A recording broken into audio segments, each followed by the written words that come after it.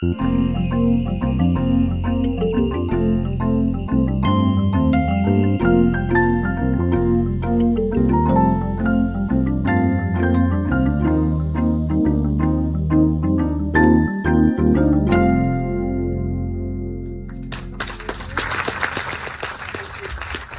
everyone, thank you so much for joining us today for the LACNETS meeting, December 11th. We're hosting this Speaking Up tour, and this is our holiday meeting. I'm Lindsay, I'm the Director of Communications for LACNETS, and for those of you tuning in on the live stream, welcome as well.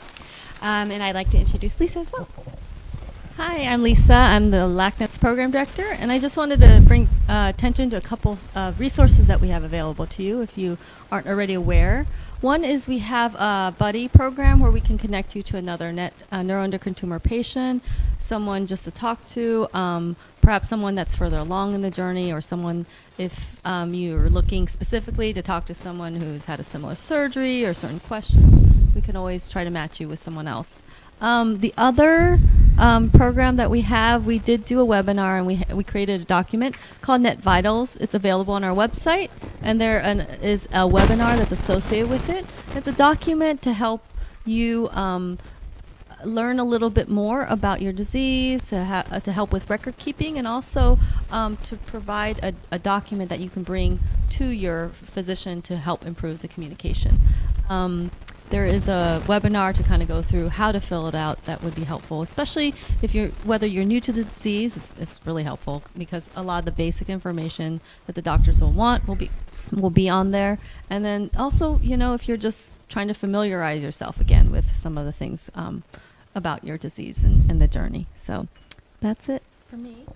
And one last announcement before I introduce Josh. Our next LACNETS meeting will be on January 5th. It's a Saturday, and it's taking place at Cancer Support Community in Redondo Beach. So I hope you all can join us for that. And without further ado, I will announce Josh Mailman. So, thank you. It feels great to be at UCLA. This is where I spent 7 out of 8 years of my life in my late teens, early 20s. Oddly, really close to here is where I took my first communications class. I think it was Com 30.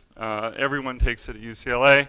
And it's where I first learned about communications and the art, the skill, and the science behind making sure you communicate your ideas and what you're trying to say to other people. So it seems appropriate that I'm here for the last of what has been 4 Speaking Up tours in the latter part of 2018. And I want to talk a little bit about why we started this Speaking Up tour and what the kind of impetus for it was. 2 years ago, just about 2 years ago, Giovanna was with me, Giovanna and Basie, at ASCO GI, and we were doing what we didn't really call Speaking Up at that point, but pretty close to Speaking Up, and we were having a panel about communications, about how to talk to your doctors about the yucky stuff in your disease, and what's okay to talk about and what doctors are okay with.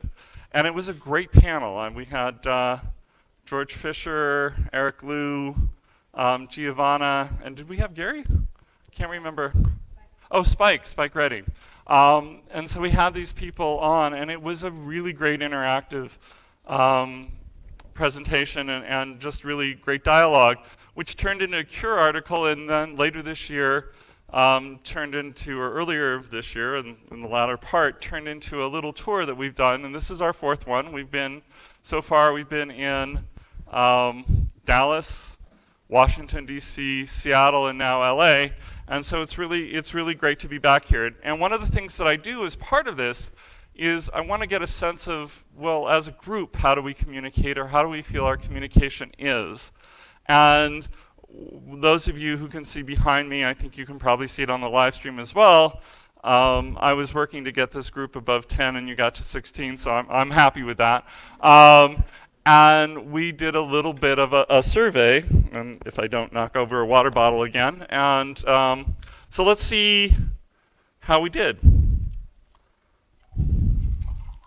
So the first question I wanted to ask is, what are the barriers? And actually, this is always fun because I've never seen this. So it's interesting. Obviously, someone's having some problems with sonoma and said it a few times. But what comes out of the word cloud with all the things that you said?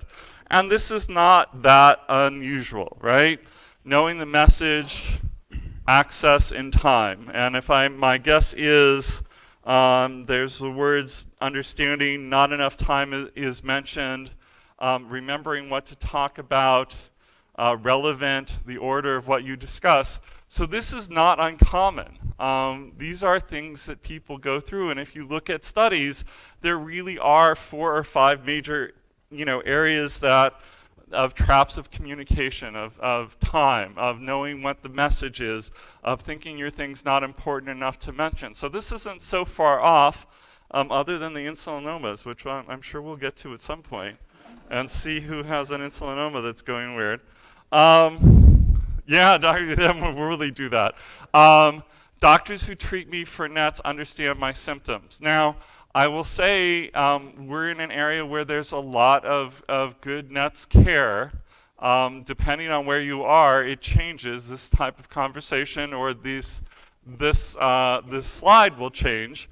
But you'll notice here we have 44% think that, really we're in the 75% think that the docs that you go to actually understand your symptoms. And that's pretty high. That's actually a lot higher than we've had at other places, so that's great.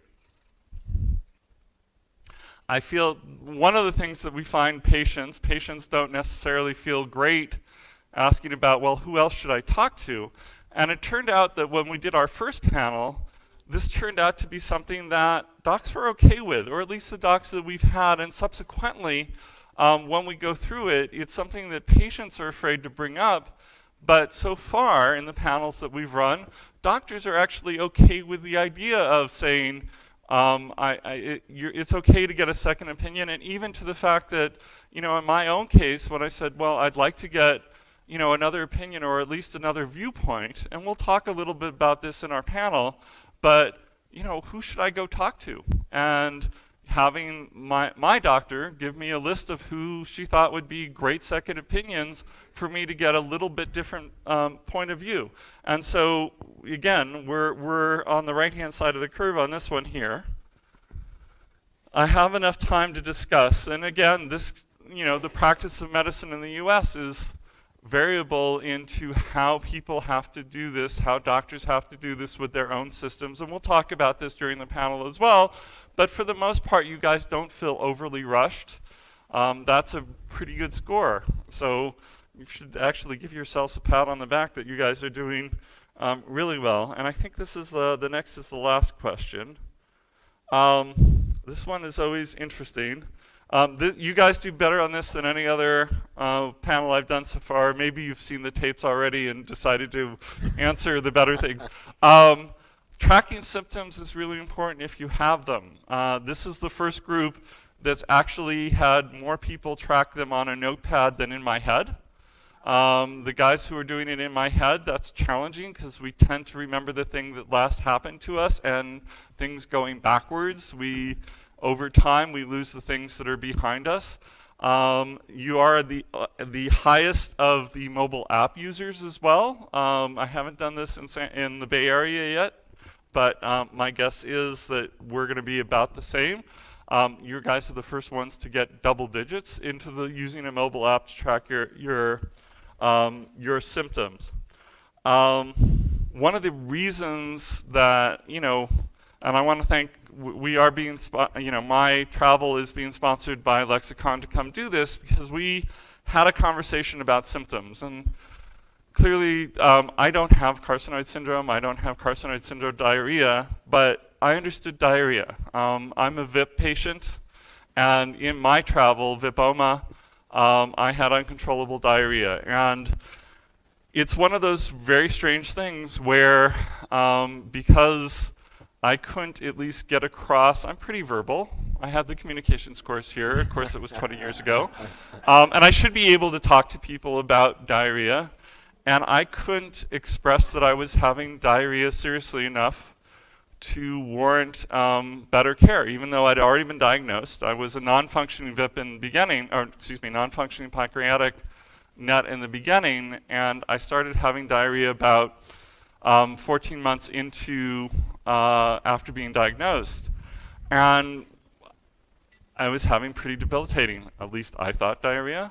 And I would keep bringing it up. I wasn't necessarily losing weight. All my blood levels were fine. But I thought I was having kind of an out-of-body experience, and I couldn't really describe it well. And I kept going, I'm having diarrhea, and they kept going, well, your, potassium's fine, you're not losing weight. How often are you going? And I'd say twice a day. And, well, you're not really having diarrhea. I don't know what you're having, but... And so I went to GI specialists, I went through a bunch of things, and it wasn't until my potassium dropped to a nearly life-threatening stage that I was admitted into the hospital. And I was pumped back up with potassium, sent home. And a week later, I was back in the hospital having this conversation with another hospitalist. And he said, well, you don't really have diarrhea. And I said, well, I think I really do. And he said, well, what's your output? And I looked at him and said, what are you talking about? What do you mean output? He said, well, how much do you go a day? And I said, in what type of world do I know what that means? And he said, no, volume. How much volume? I said, 11 on a 10 scale. We couldn't communicate. And part of the art of communication is making sure the sender and the receiver are actually understanding each other's language. And what I was saying, the receiver wasn't understanding, and what he was saying, I had no idea. And I said, really spell it out for me. He said, well, no, the amount of, poop that you have, and do you ever measure it? And I went, I don't even know how to do that. And he said, here's a hat. And I said, go home, I'll send you home for a week. Tell me how many times you fill a hat, and then we'll start working it from here. And I said, well, one of the things, I only go twice a day, but I go on demand, so that's good enough. And I went to the side room, and I came back, and I filled 4 hats. And he looked at me and said, I'm admitting you to a room. You have diarrhea. Because about a half a hat is about normal, I think. Half a liter, something like that, and that was 4 liters. But I almost passed because I couldn't communicate diarrhea effectively. And so part of why I'm really passionate about talking is because this can save your life. This can change how your symptoms get treated. This can change how your quality of life is. This can change whether you have a life or not. So I think communication is absolutely critical for NETS patients to make sure that our symptoms are being understood, that we're getting the care that we need to have a good quality of life, and that we're actually getting much better. And so I wanted to bring up some speakers and actually just fellow panelists, because we're really not, this is a fun thing. This is just hanging out about talking about communications on some things. So Dr. Randi Hecht is here from UCLA, and so we would like to welcome him. We have 2 patients who will come on up as well, John and Teresa. Good to see you. And you'll tell me when our other panelist shows up, and you'll point him out. Yeah. So, I think one, it's great to have you, and maybe because we have a background, people in this room know us, but we've got people from all over. So, Teresa, why don't you give us a little bit of your story on, how many doctors have you seen? How have you dealt with time issues and communication issues? I was diagnosed in 2014, and that would have been after seeing somewhere around probably 10 doctors at 3 to 4 different major facilities in Southern California. My initial symptoms were, I ended up at the Cedars Hospital as a result of walking into an office, normal thing that I do every day, carrying a bag, getting to the front door, feeling extremely breathless. Went up to my office, felt like I was going to have a heart attack, and said, I think I better go to the hospital. And I was put in the ER, and they ran some tests to find out that I had, I was anemic, and iron deficient anemic, and not knowing why. Up to that point, my only symptoms had really been that which would include acid reflux and a lot of cramping, a lot of gut issues. And so didn't know where to go from there. He said, see your doctor when you get back, and I did. And that started the barrage. I'd had a colonoscopy the December before. This was like April, and they went back and redid a colonoscopy to see if they missed something, had a couple endoscopies, down the road shortened it up, ended up back up at Cedars a year and a half later after many, many tests, and found out through a double balloon endoscopy that I had small bowel intestinal neuroendocrine cancer. And fortunately at that time, the doctor that diagnosed me, she said, if you do nothing else, you must see a NET specialist. And so I went home, had no idea what it was about, got on the internet, had some friends get on the internet, and I made a couple emails over that weekend, and I ended up going to Iowa 2 months later to have my surgery. So when the doctor told you to talk to a NET specialist, did they give you any idea of who that might be or how to do that? No, not really, because, and in fact, they didn't really even tell me what my cancer was. In fact, I kind of walked out of there and said, so what's really wrong with me? And she said, well, you have cancer. And I didn't grasp it at the time at all. At the time, Cedars had, Dr. Wolin had been there, but he was on his way of leaving. And so it kind of left it up to me to follow through and find out where to go and how to find it. So, John, your experience in how many doctors that you went through or how long your initial diagnosis took? You know, for me, the journey has been, I guess, long. I was diagnosed in 2007, and it was a carcinoid in the lower lobe of my left lung. It was removed with minimally invasive surgery and followed up for a while. Then in 2014, I was indicated with metastatic spread to the liver and had surgery for that, a resection in 2014. I was fortunate. I did not have the doctor roller coaster of misdiagnosis or trying to figure out what was going on. I started at a center for NET's excellence and was quickly referred to the proper specialists throughout my early diagnosis. So I feel very fortunate. Symptom-wise, they're a little acid reflux and the same sort of experience you had. And I'm sort of asymptomatic. I don't have flushing. I don't have carcinoid syndrome. I get along quite well. And I count that to my doctors and my general state of health and positive attitude.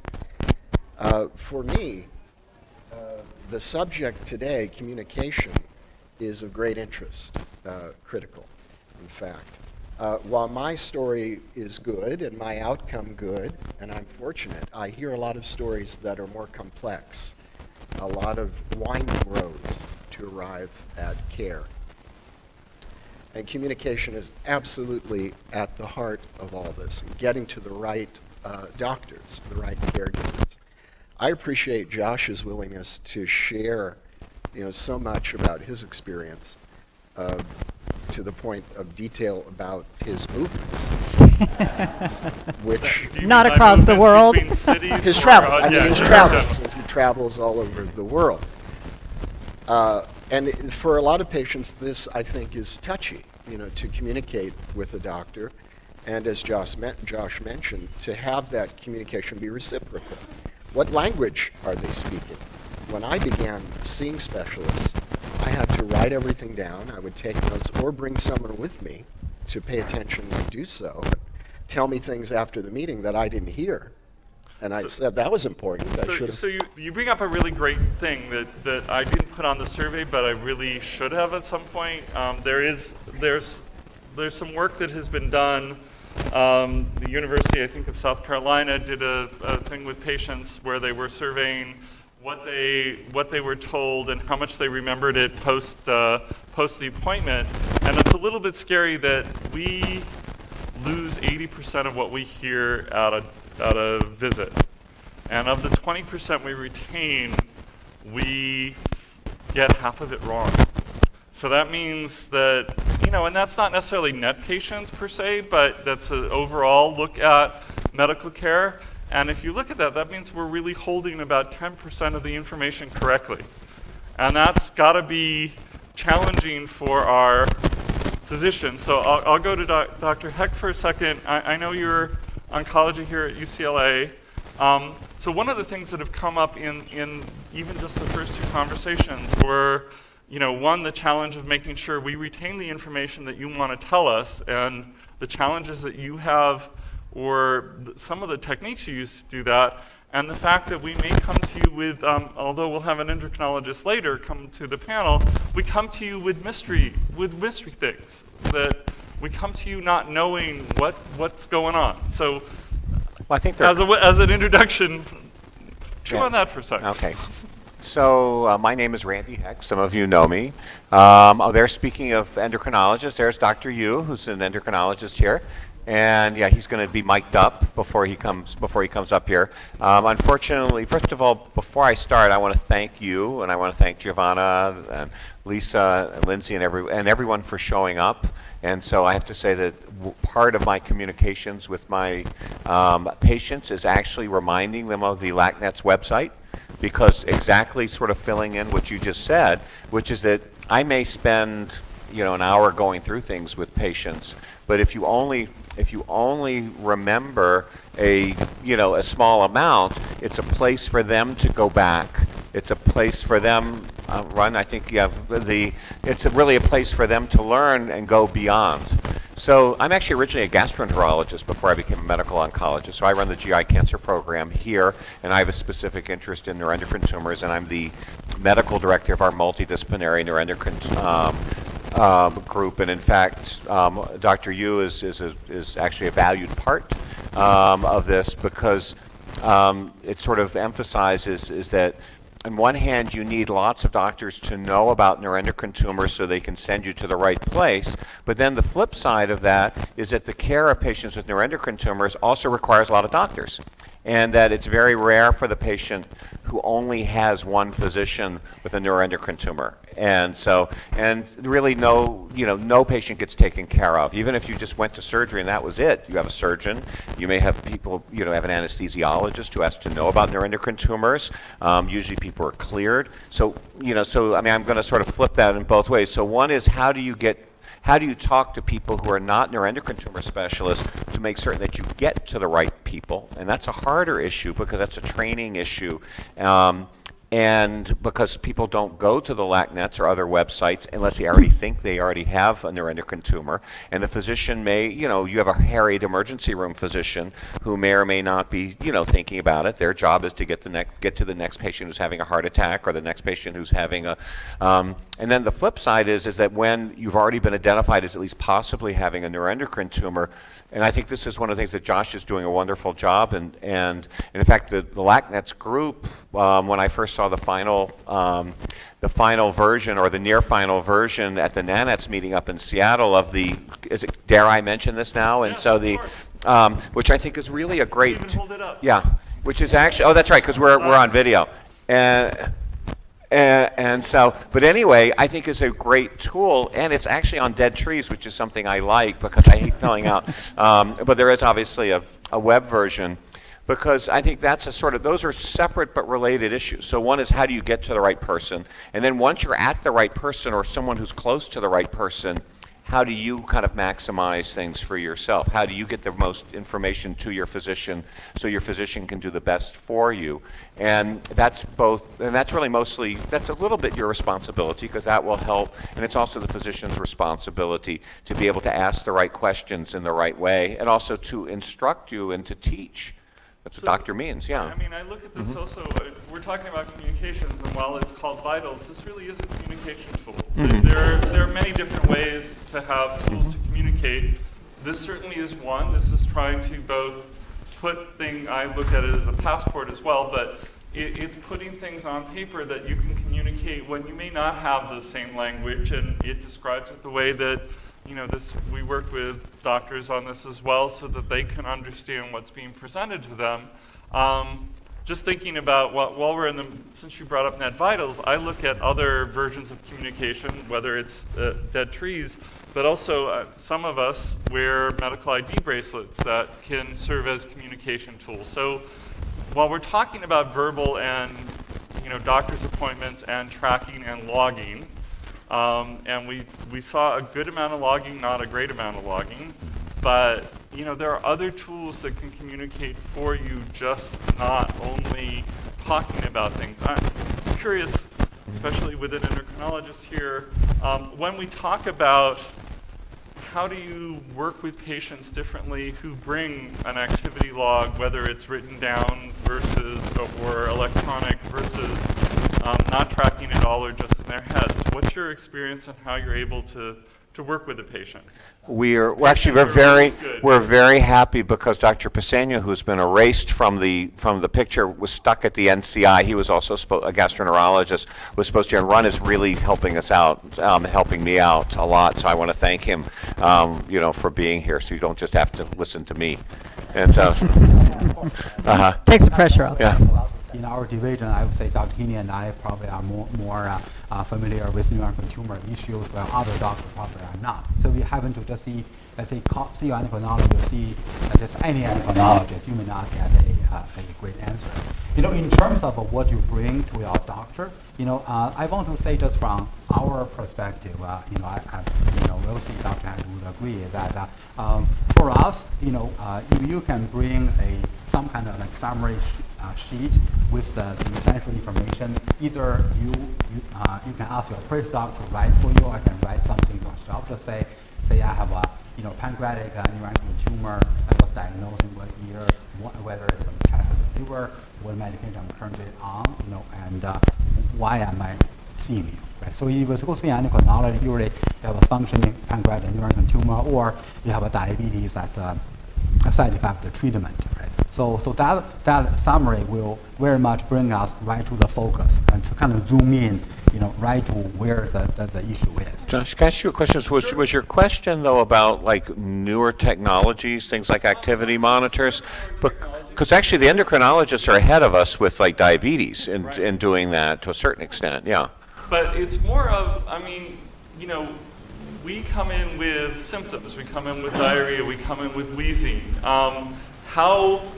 How much better is it when you get people who can log that as far as, I had this many bouts in the last 30 days, and here's the log, and here's what it smelled like, here's what it looked like. I mean, what level of detail helps you help us?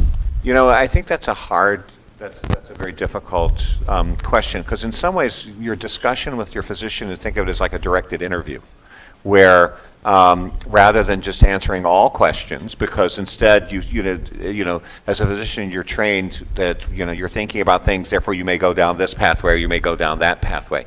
So some of it is useful. Sometimes if someone brings in, and I already know this person has diarrhea that needs something to be done, knowing that they went 20 times over the last week, having to go through that is actually not a useful, so I don't know how that all gets it. So sometimes we get more information, and that information is critical. And sometimes we get more information, and it's just more information. My telling me that the patient telling me that, then I start asking other questions. For example, have you checked your stool for fat? What have other people done? What other, have you been traveling? And not everything is carcinoid is, for example, diarrhea is due to the carcinoid syndrome. So that's the directed part. So once someone has already kind of flipped that switch, then I go down that pathway. And that's actually how physicians are trained, and hopefully. maybe teach them a little bit. I know earlier this year I did an interview with Dr. Metz on and I forget whether it's 4 or 5, but the different types of diarrhea that there were, and we had a whole conversation on a couch about diarrhea, which as you said, John, it's fascinating. Trained as a and Yeah. the number and different types, and it's just not one type, and knowing these things can be important. John. Josh, there is a caveat here. I want to springboard off of what Doctor said. I tend to be very much aware when I'm spending time with my oncologist or any doctor that their time is valuable. They're seeing a lot of patients. Their cases in neuroendocrine may be similar, may be presenting many similar sets of symptoms and such. And I try and focus before I get in with the doctor on what I think is important for them to hear. I mean, we're talking about... On every panel that I am. So We're talking about... do you write, I mean, so this is a real question, and there's studies that are done on this.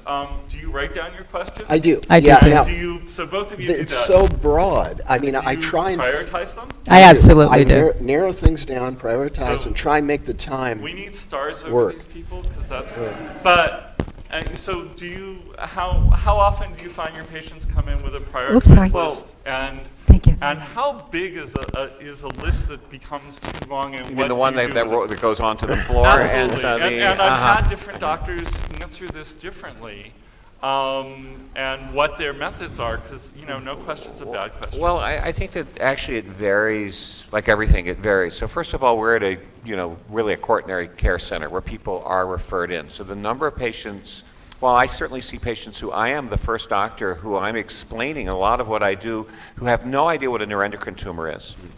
And I will then spend the next half hour trying to explain like what neuroendocrine cells are, what the tumors are, what are somatostatin receptors, why did you get this test?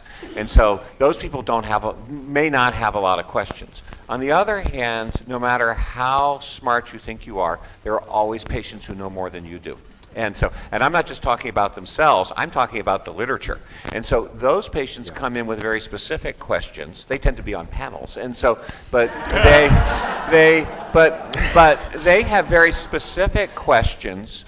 And so that's what I'm saying. So it really varies from, from patient to patient, because, I will walk in and I see, on an average, day of seeing patients, I'll see 7 or 8 neuroendocrine tumor patients, and it really runs the whole gamut. And so it'll be newly diagnosed patients who have no idea. They're patients who we've been taking care of for a while who don't have a lot of new questions. Instead, it's kind of like a follow-up. How are you doing? It still takes a while, as opposed to the referral from another academic center who brings in the digital equivalent of an entire tree, and so and then to sit down and go through those. And those people are the ones actually who tend to have, because they want to maximize they've come from afar, and those are really useful, I think, to have the questions written down in particular. The first group doesn't know what questions to ask almost. In some ways, I have to prompt them to ask the questions and for them to learn.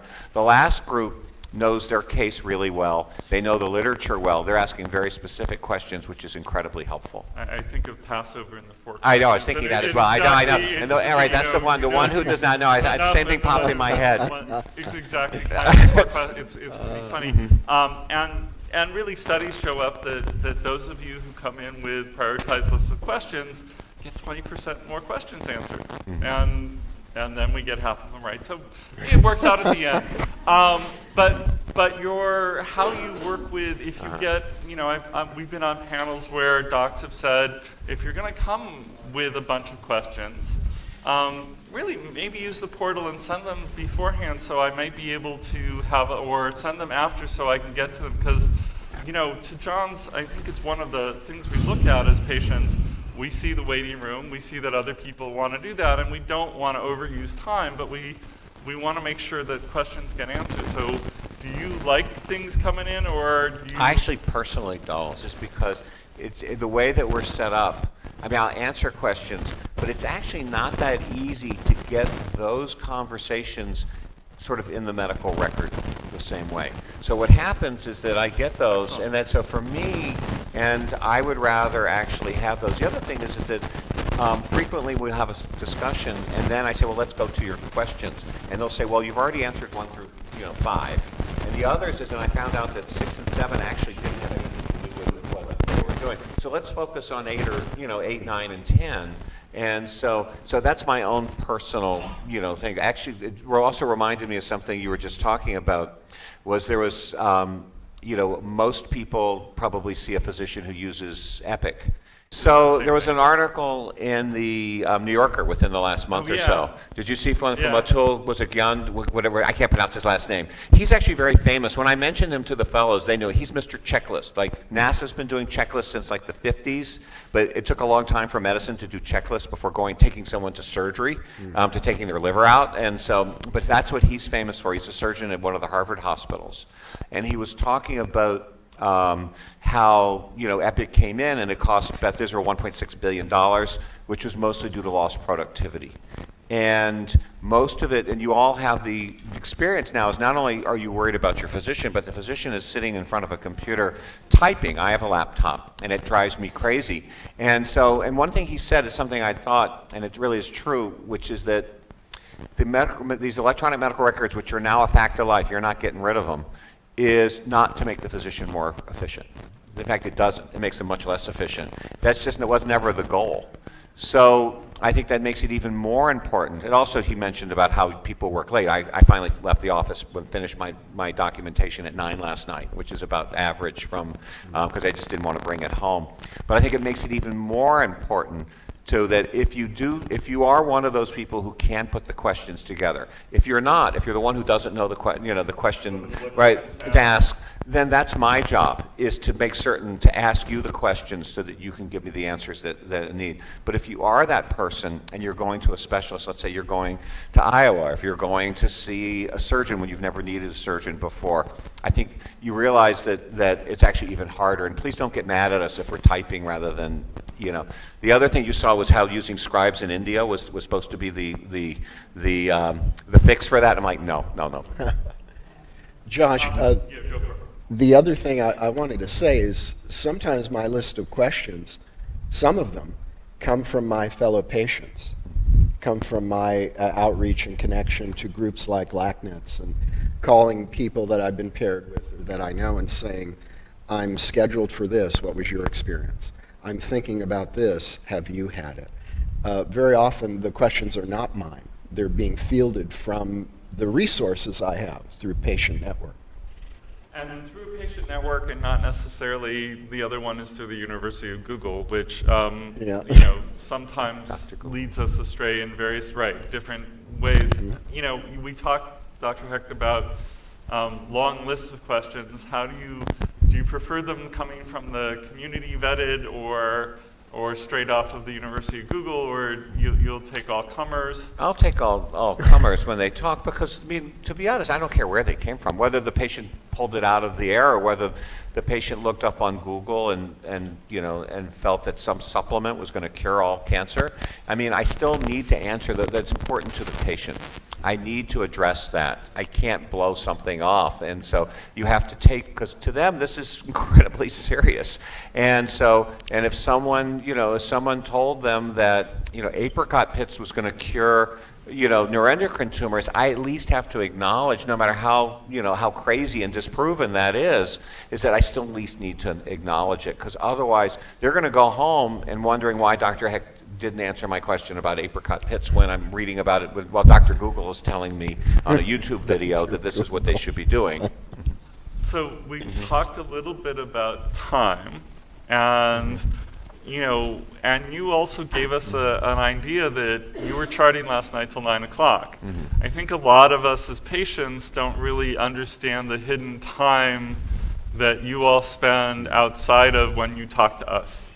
And the idea of how much time patient care actually really takes and how to prioritize that. Do you want to give because, although it looks we don't have in this group a lot of people who field rush, time is a constraint inside of and I know it's different whether you're seeing a community doc versus a research facility, or if you want to take us through that, either of you. I'll do mine first, which is because I think Ron is actually not that dissimilar in that sometimes you focus I think doctors kind of segregate into two groups. They're the ones that run on time, not me, and they're ones that don't run on time. And my wife has actually an endocrinologist, was an endocrinologist, and she realized that she was always the one running late, while her colleague was always out at 5 o'clock. And what happened is that she also realized is that she ended up with all the patients that not just wanted to talk, but needed to talk. And so while the other person ended up getting the patients who just needed their blood sugars checked and went through the list and said, okay, we'll see you later. And so my feeling is that, especially with neuroendocrine tumor patients, if you're not willing to take the time, and if you're not willing to have the patient afterwards to say, you know, I'm sorry, that last patient was slotted for 15 minutes, but we ended up talking for 45 minutes, but I'm not going to rush through yours. I think that's really important, because otherwise you do get these kind of, I mean, that's how medicine is commoditized, is in 15-minute blocks. It's really terrible. That's not what happened when I went into medicine. I know I sound like an old crotchety guy, and maybe I am, but I think that it's important. Now, sometimes people come in and they're doing great and they take 15 minutes, and that's wonderful. But so I think that as long as you realize is that if you come in with a complicated case, is that you deserve actually talking to someone, especially if you've come from far away for a long period of time. Now, the only other thing that I will say that occasionally, it's very rare that I will do, is I'll say if it's really going to be something long and important, I'll say, you know what, I think I need to schedule another appointment. And that's the only other thing. And not to be offended by that, only because, you know, people are with pitchforks and torches out there, you know, wondering why you're running so late. I just wanted to add into that in respect of the doctor's time, we as the patient too, I think it's somewhat our responsibility to take that time. I'll spend an entire day ahead of time of my appointment and go through my records, pull out my recent labs, pull out whatever information that I might think will be valuable to help me expedite that short amount of time that I have with the doctor. But just remember, the physician is there for you. You're not there for the doctor, okay? That's really, really important. I mean, we're there for you. And so while I think what you're doing, and we appreciate, believe me, don't get me wrong, I am so incredibly appreciative when someone, but in some ways you're also helping yourself as Absolutely. well, because you're refreshing your memory. Right, and then, well, that too, I hadn't thought about that, but also by maximizing by making your physician the most efficient. We know the electronic medical records has already made him or her less efficient. So you're making them more efficient. But just remember, at the end of the day, is that, and if the physician doesn't give you, and I'm certain there are patients I don't give them what they need or what they want, and then they should go someplace else if I'm failing them. But they're not there for me. I'm only the physician, whether it's me or whoever else that you see, is only there for you. Okay, that's the real point. I mean, again, back to you saying in communications, I think it was Com 30, we all have different communication styles, and the fact that I may not work well with you as my doctor doesn't mean something's bad about you or me. It just means we communicate differently. And that's when you're selecting and working with your doctor, figuring out if you guys can communicate is a huge thing.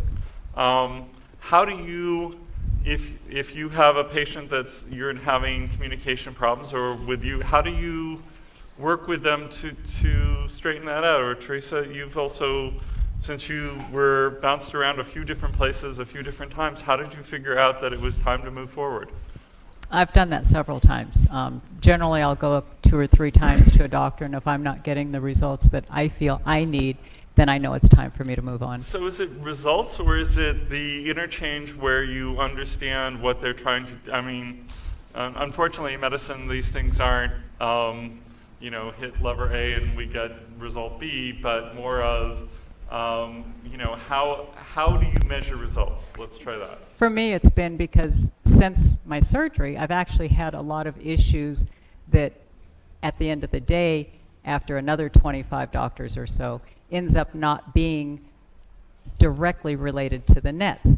And yet it took going through so many different doctors to get to that end result. So I was still not performing as I needed to perform, and what all the net specialists were telling me, well, you should be feeling okay, you should be this, you should be that, and I wasn't. And so after a few times of that, then you have to move on. And with our condition, and any luck, we have a long-term relationship Right. with That's our really important. Absolutely. caregivers, very long-term. And As I've, I said, in one of the first speaking up, we had one of our board members spike on it, and I think he's outlived 3 or 4 of his docs at this point. So I have a relationship with my oncologist now that I can curse in front of him. Is that part of the net? It's part of the healing process. We have a repartee now. We know each other well, and I hope to continue this relationship for many years to come. But actually, that relationship is part of the results. So how do you quantitate results? So, the hardest way you quantitate results is survival. That's what, if you go to the medical literature, how long do people live? Well, and then we have other sort of intermediate things, but probably as important is how well do people live, if not more important. And your relationship with your physician is actually in some ways part of that quality of life. And so there drives that quality of life. So I was fascinated when I first started being a patient and understanding that some of the questions that I thought were idle chit-chat was your way of, was my doc way, but I've learned that other docs do this too, of trying to ask me quality of life questions without asking me quality of life questions. Do you want to elaborate on your tricks, or excuse me? Tricks? No, because then someone might see me and then they think I'm like skills? manipulating. But there are all sorts of things. In fact, I have fellows who work with me, and so though what they do is that they don't generally see the patient. They never see the patient separately, but they sit in with me, and so sometimes because they'll spend like a day with me or something. And these are things that you teach. And these, we still have an apprenticeship system in medicine. It's not necessarily the worst way to do it. But the social history, we have it split up, is actually one of the most important things. So sometimes I'll see a patient, I'll say, go ahead, start, and then I'm going to come in and we'll talk about the patient. And I start asking social history questions, and if the fellow has not asked those questions, I'm like, why have you not asked? What is your living situation? Are you working?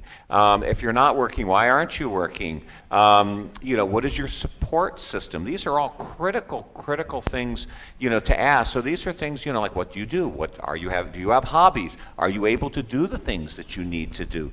These are all really, quality of life issues that you need to, and you find out that either the symptoms from the disease or the disease itself or the treatment of the disease, will impact those. But if you don't know what the baseline is, what were you doing before? You're disabled now. Well, you were working before, but now you're not working. These are all sort of questions that I think are really, really important.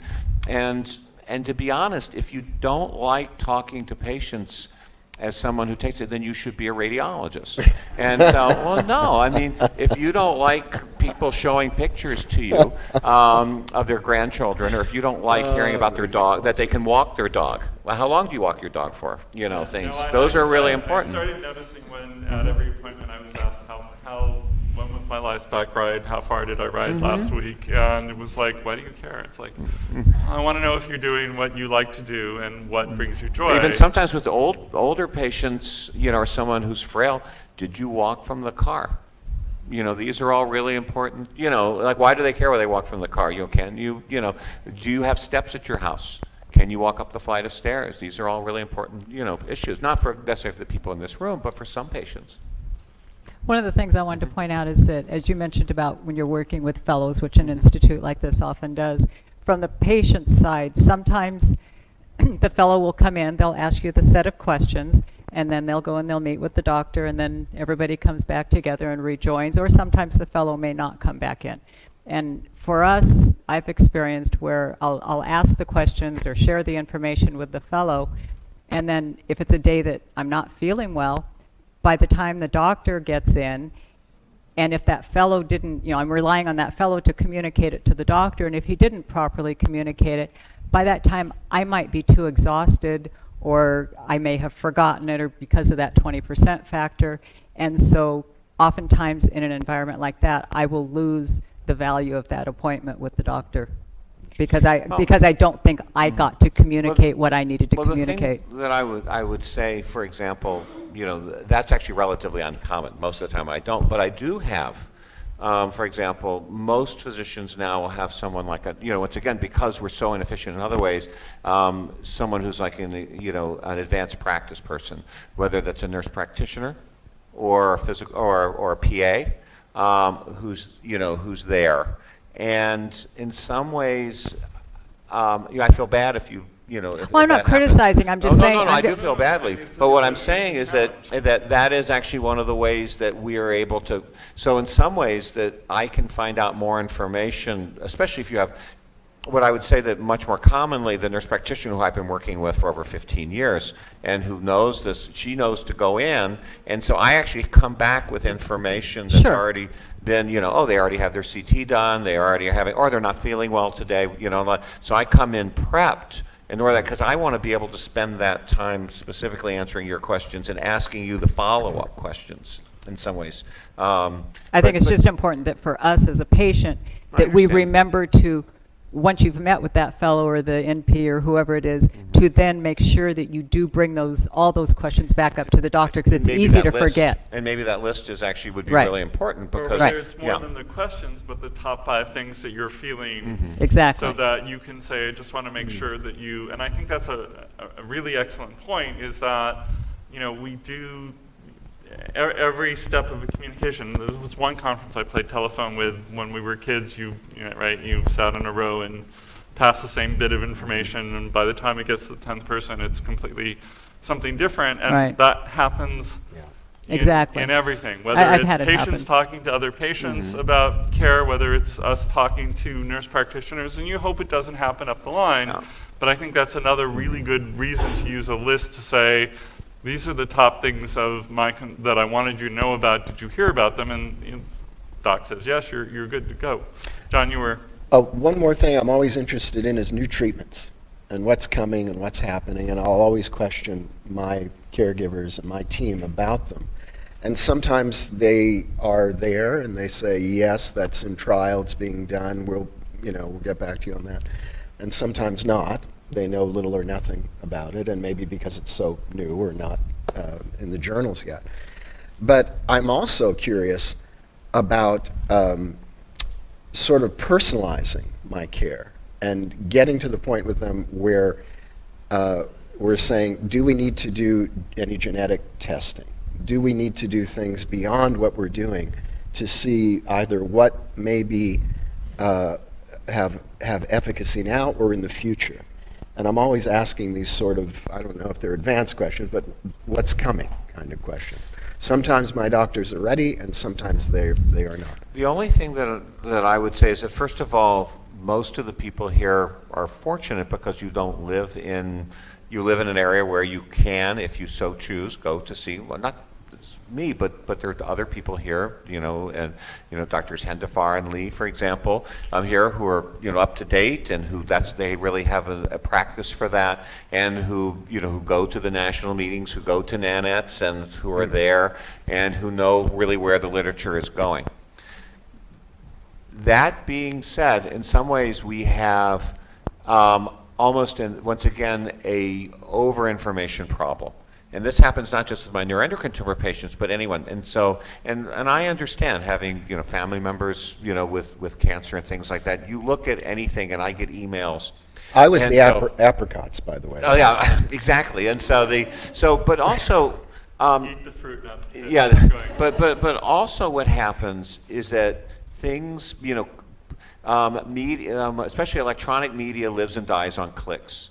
And so it used to be the headlines. And so what happens is that things that are really, really very early, like pouring something in a cell culture dish, cause the cells to die. Well, okay, that's how 100,000 agents are going to start, of which one will end up helping patients. And the problem is this gets trumpeted by someone's PR group at the University of X, and is saying possible breakthrough in cancer. Okay, and I don't blame the family members or the friends or the other who hand it to the patient to say, ask this to your doctor, and so or ask about this to your with your doctor. And sometimes they're like so off the wall, I have to say, gosh, I have no idea. Show me when it gets into people, and so or at least into Yeah, or at least into animals. And you know, an example. I thought People Magazine. No. People, into humans. But like, for example, and even when you try, these things will get messed up. Well, because years ago, I've been doing, for example, since the 90s, virus therapies for cancer, and so which have actually come back as immune therapies. But in the late 90s, early 2000s, I was doing a trial here at UCLA, actually not in neuroendocrine tumors, but in pancreatic cancer, where we were injecting an adenovirus, which is related to cold viruses, into pancreatic cancers. And I spent an hour with the LA Times reporter going over the science and everything that was, and then it was published back in the days when they used to publish things in paper. And the headline was, "Common Cold May Cure Cancer."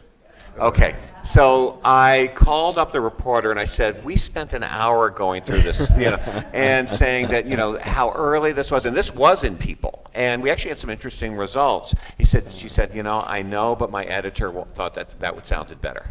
And so I'm just in defense of your physician, is that some of the things, for example, if there's an interesting trial from wherever, from the UK that someone has, you know, especially in neuroendocrine tumors, you know, and I learn from patients all the time. On the other hand, we get these hyped up things which are really hard, and just the fact that your doctor doesn't know that what some PR flack at Duke or something put out, and I see these things all the time, doesn't mean that they don't know what they're talking about. Particularly the earlier, the less likely it is to get to you. And so, and from a safety standpoint, I have no idea what these things will do. On the other hand, there are trials that I find out about that, you know, they're hidden someplace, and I say, that's a really good idea, or, you know, maybe you should go there, or... This is the partnership between patient and doctor. I've always felt a partnership and a responsibility for my own health care. I don't put the burden 100% on my caregivers. And I think it's incumbent upon all of us as patients and caregivers to see it as a partnership in managing our condition for quality of life over a long term. And to get to that, communication is key. And actually, those are the word that I use. For example, one of the things that's really important is the ability to be able to call your doctor if you're sick. And I tell people, I said, this is a relationship. You have to tell me, I'm not a mind reader. If you're sick, I don't necessarily know. And so I said, I'm available. You can page me, you can call me, you can do that. But that's, and in fact, I use the same words. It's a relationship, and that you need to feel, you know, some people say, well, I don't want to bother their doctor. There are other people who are perfectly fine bothering their doctor. But some people are afraid, really bothering their doctor. But some people are afraid, and I think that goes back to that relationship, and I use almost those exact same words, is saying that especially if you're getting a treatment that has not just the disease, but also a treatment that may have side effects, and we do have treatments that have side effects, is that it's really important to have that relationship, because your doctor is actually counting on you to tell him or her that you're having problems, not waiting to the next appointment.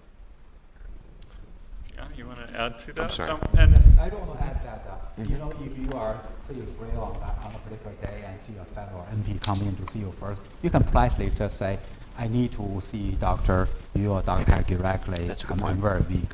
You don't have to just take it. You know, I do have occasion where I regret having a student or a fellow see the patient first because patient obviously in you know, some kind of distress or very frail. You know, it's really misuse of patient time because patient only has limited energy. So although we all have a stake in educating the next generation of physicians, but in a rare case, if you do feel that your energy can only last this long, so you want to see the doctor directly, there's nothing wrong with saying that. Just say, I do need to see the doctor directly, and there's no problem. And most doctors do not take that in any bad way.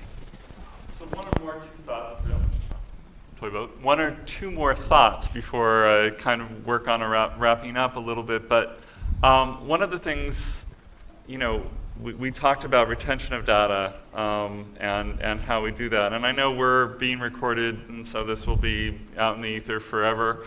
But what is your feeling? I know that I record, certainly in the beginning when I didn't know what was going on, I recorded, and I know the first time we used the recording, my wife and I disagreed on what a surgeon said literally while we were driving home from the appointment, and we were both wrong when playing the tape. So, and I know that's different depending on who you have.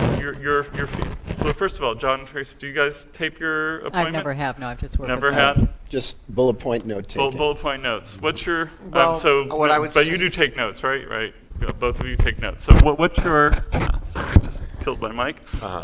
What's your feeling about how people should record their, What I would say is it's becoming more, as the technology, of course, which I've Right. just turned off, and so it becomes more and more, it used to be that people would have to bring like tape recorders in, remember those? And so now it's just so easy, and the apps are there, they're built in for people, and I would say an increasing percentage of people are doing it, and I don't have a problem, with that. And they're doing it for not just for their own sake, but also because often they'll say, do you mind if I record this?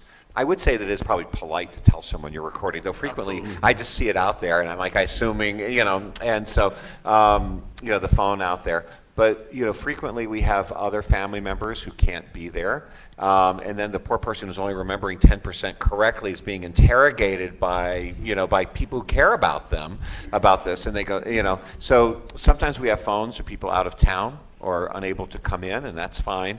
And the other thing is that we have people who, who record, and I certainly don't have any problems with that. I think that's actually, may be useful. I'm always curious how often people go back to them, but I think it's almost in some ways a safety blanket. I think it's more important that I say things in a way that the patient understands for the recording, because if they record it and I've said things they don't understand, that's not that helpful either. So much of what's said, I don't understand because of the medical jargon. And I'll ask. But that's our job. That's I your will. job. I will ask my doctor to write it down or to spell it or the It's- words are. You don't ever feel intimidated. So you're right, especially in neuroendocrine tumor where we have these words that we throw around all the time, and so that you may or may not understand. Now, I think once again, the people who are here are much more likely to understand. But and in fact, when I go through my sort of neuroendocrine tumor 101 for the first 10 or 15 minutes with a newly diagnosed patient who's not an experienced person. And just to say, stop me if I lapse into jargon, and it's I think don't feel shy if someone uses a word like response. Well, what exactly does that mean? If someone uses a word like a phrase, carcinoid syndrome. Well, what exactly does that mean? Even something that's as simple as what Josh, you said at the beginning. Well, what is the definition of diarrhea?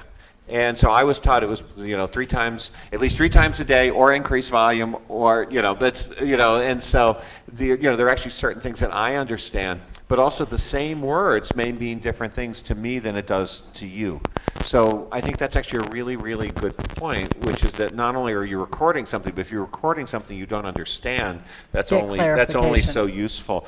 And I think it's really, really, they want to say, well, the doctor's talking, I don't want to. It's like, once again, we work for you. That's why we went into medicine. And so you need to be able to say, okay, what exactly does that mean? So you want to do this treatment. Well, what, tell me more about that. Interrupt, in a nice way. I agree with Dr. Hecht that I think most doctors who know what they're doing do not mind you record the doctor's conversation with you. That's a good point. The key question that you need to ask yourself how much I benefit from recording this. The kind of time you go to a college class, you put a tape recorder there, you may not get much discussion during. You feel, I'm going to review that later, but then you do not get to ask the important questions. So if you feel that you really need to record this for your relatives, for your family members, please do. But I think it's more important that you are more absorbed and engaging during the conversation with the doctor, so that you do not just count on hearing that conversation one more time again. But I would actually say that sometimes recording, as much as actually may free people, maybe that's what I you're saying, agree. free people up Yes. a little bit more, where they're not busy writing things down. Now, I think they should write things down, because I don't know how often people go back, and that actually has been shown exactly to increase retention, and maybe like the 5 most important points. But sometimes people write everything down because they're so afraid of missing something, and that's where technology has actually been useful. With Or you're that. already thinking about the next question Yeah. to ask while Maybe you're you missed listening to something. the answer. You have to try it, and you feel like you benefit from it, you do record. If you feel like you may not benefit much, you don't have to record. But for example, I never record any classes in my whole life. Even when I'm a foreign student here in the US, I just believe that if I put more mind into the class per se, I got the most. But some of my friends who are similar good students like me, then they do record. But I think it's whatever works for you. The same. Some of my first early calls with medical professionals on task force that I was on, I found that recording, I actually had to, a day before, put every terminology that I thought I was going to hear up on a flashcard and actually lined my walls with it. Wow. And went looking, because I couldn't look fast enough online to understand it. So I had to have flashcards so I could go, and it took several times of that before I could actually be in one of those conversations. But which you were is- thrown in the deep end with Yeah, that. And I'm- so, because you're I talking get- to people who already, Right. everyone expects to know what those terms are. Right. And if you don't know what the terms are that the doctor is throwing around, then once again, you need to ask them. Right. You know. You need to know the context to which you're at and whether you can slow down and say, I don't understand, the difference between go to talk, go to tape, all of And those. And it's also our alphabet job soup. to recognize the glazed eyes. Okay, and so that if the patient doesn't look like you have totally lost the patient, the fact that they're not asking questions is not necessarily a good sign. And so and once again, it varies from people to people. I have patients who, I think one of my patients I've treated actually the longest is a welder. Okay, he doesn't have an advanced degree, and so his understanding may, when he first showed up, may have been different. And they're right. And there are people who are physicians who I take care of, and who are researchers who I take care of. And you have to kind of. But when you see the patient and they're beginning to go, or they're beginning to look at each other, and so they're with the spouse, and then that's saying, okay, you have to, step back and make certain they understand what you're saying. So looking at this, we've been talking for an hour about talking. And if we look at that, if you could sum up, each one of you, just in one sentence or two sentences, what has been, either from this or from your own experience, the most important part about communicating between either you and your patient or you and your care team? I'll start at the end and work the way here. Dr. Hecht, First of all, Josh, thank you very much for doing such a wonderful job in facilitating, and for doing all that you've done over the years. And so you really are an amazing sort of MC for this and keeping it going. Did I already use up my sentence and a half? No, those are still give called another 3 sentences. Okay. You get, Okay, and thanks. you get a bonus sentence for that. Okay. No. So but the other thing, what I would say is, actually, I think what John had said, which is that the most important thing about communicating is the relationship, and the relationship is communicating. And that if the relationship isn't there, then you should either tell your doctor or go someplace else. But it has to be a two-way street, where you need to let your doctor know about your symptoms. Do you understand what the doctor's saying? Is the doctor asking the right questions? And that's about 5 sentences. But it's the relationship part, I think, that's really the most important part about the doctor-patient. They call it the doctor-patient relationship. Unfortunately, we say those words, but it's not necessarily always honored. That's what I was going to say. First of Somehow all, we knew that. thank you for today. And Josh is my NETS hero. He's always been. Can't thank him enough for what he does as far as dissemination of information, getting us all together in this way, doctors, caregivers, patients. But how I will expand on that is that you look as a physician at your patient to try and get an idea of how they feel and if they're glazing over. I look at my doctor and do the same. Because sometimes they'll rush in from a day that who knows what has happened and where they've been in the next room, and I don't know. And sometimes I see it in them. And I'll give them a moment, or I'll use a little humor, or I won't immediately bury them with my symptoms, condition, and my issues. I'll use some of the capital, or build some capital from that personal relationship to connect a little bit with them, let their shoulders drop so we can have a good session. And I think it's a two-way street. Sure, the doctors are there for us. It's up to them to assess our condition. But they're human beings, and we need to give them a little wiggle room. I agree totally with what John said, and thank you, Josh. Thank you, Giovanna. I think that we, as patients in LA, we have a real advantage because we do have a lot of resources here, and the biggest one is this LACNETS, because we do get the education to be able to learn these things as to what questions to ask your doctors and get that communication going. I think for me, the most important message I want to give to my patient that is take the ownership of our own health.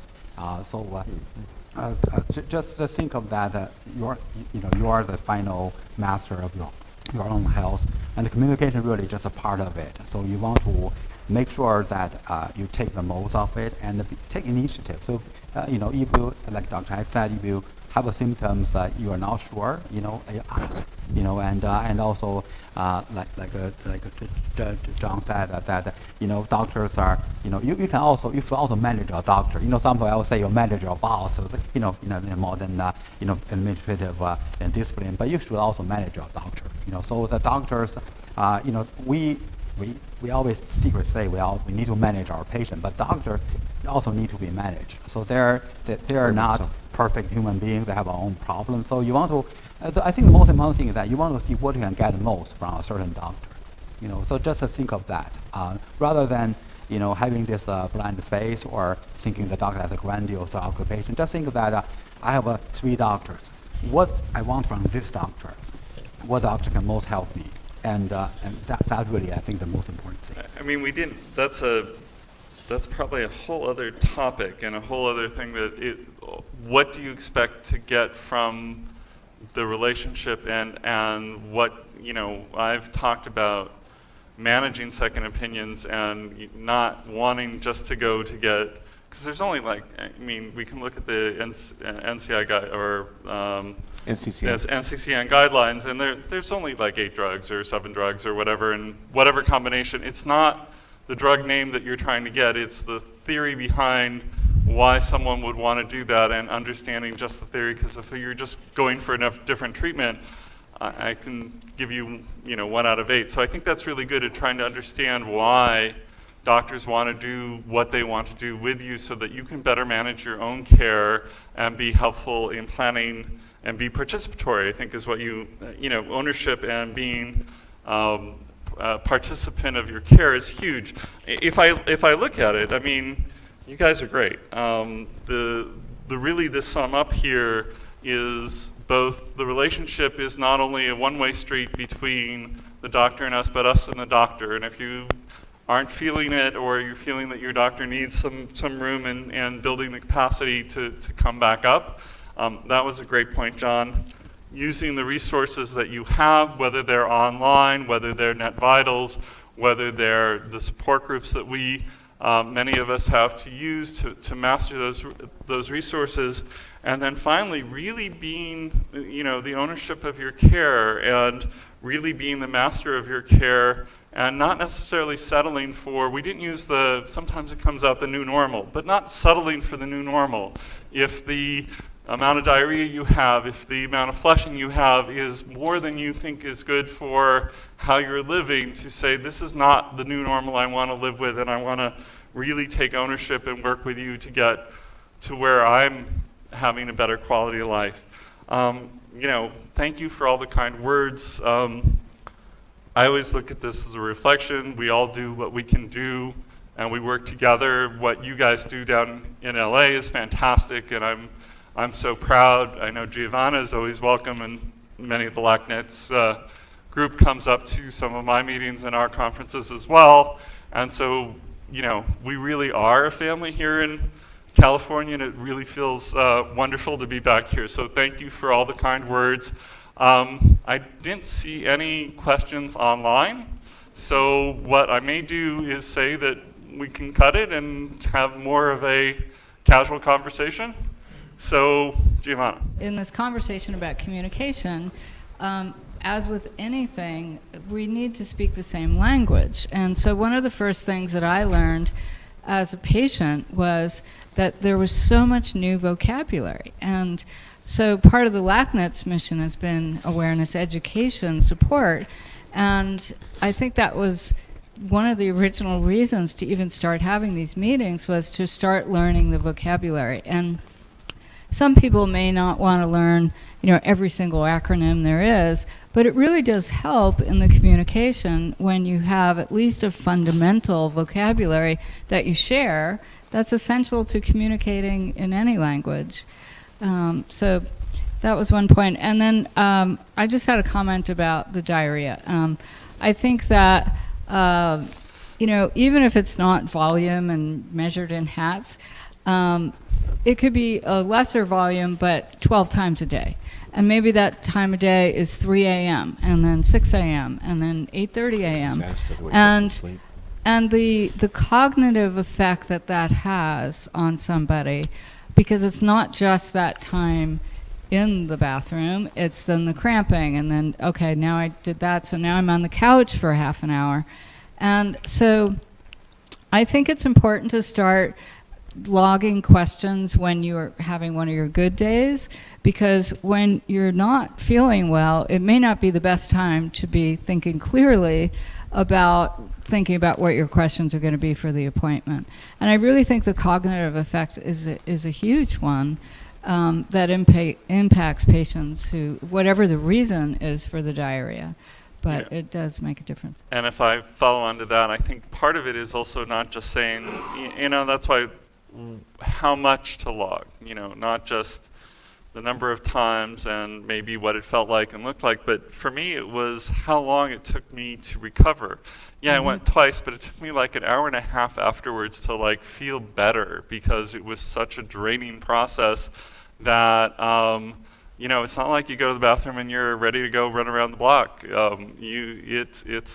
It's completely debilitating for a period of time, much longer, or some of it is. And I think that's, again, when we communicate to our physicians, we need to say the things that impact us, that really matter, that it's not just the quantity, quality, but what else happened in our life, so that the full impact of what's going on, whether it's diarrhea, whatever it is, can be understood by our physicians. Because at the moment in time, most of our physicians, although one or two do in our community, don't have nets. And this is even right now, I'm in a really good stable place, and I have been for over 2 years. And I'm losing my ability to actually describe diarrhea because I haven't had it. It's kind of like Eskimo in snow. I'm not in the snow, I don't see it all the time, and I'm losing my language. But this is also the directed interview part, that it's also your physician's responsibility that once you say, this is really bad, to ask some of those questions that you ask. One of the classic ones is, does it wake you up at night? That's the directed interview part. So you bring that, and then that in fact triggers then the physician, hopefully, to ask the right, questions to do if you don't volunteer it. And you may not volunteer, then that's partly our job is to ask those other questions. But like Josh said, the recovery aspect of it, and I think Giovanna said it too, that's not something that comes up or may not be taught in medical school as to what that effect really is. It's the recovery, and then it's also, do I feel confident enough to leave the house? Exactly, that's a classic question. I don't want to walk that 2 blocks because what if I get stuck? Or now I can't walk the dog because I'm afraid I'll be outside, so it starts to impact so many things that are not captured in that first line of, well, how often, how much. Right. Do you carry extra garments with you when you go to work? I know when I was really syndromic or had huge symptoms, I may have only gone, but when I had to go, and you never knew where you were. And with that, we'll have some more. I really want to thank the panel. You guys were wonderful. My hat's off to you.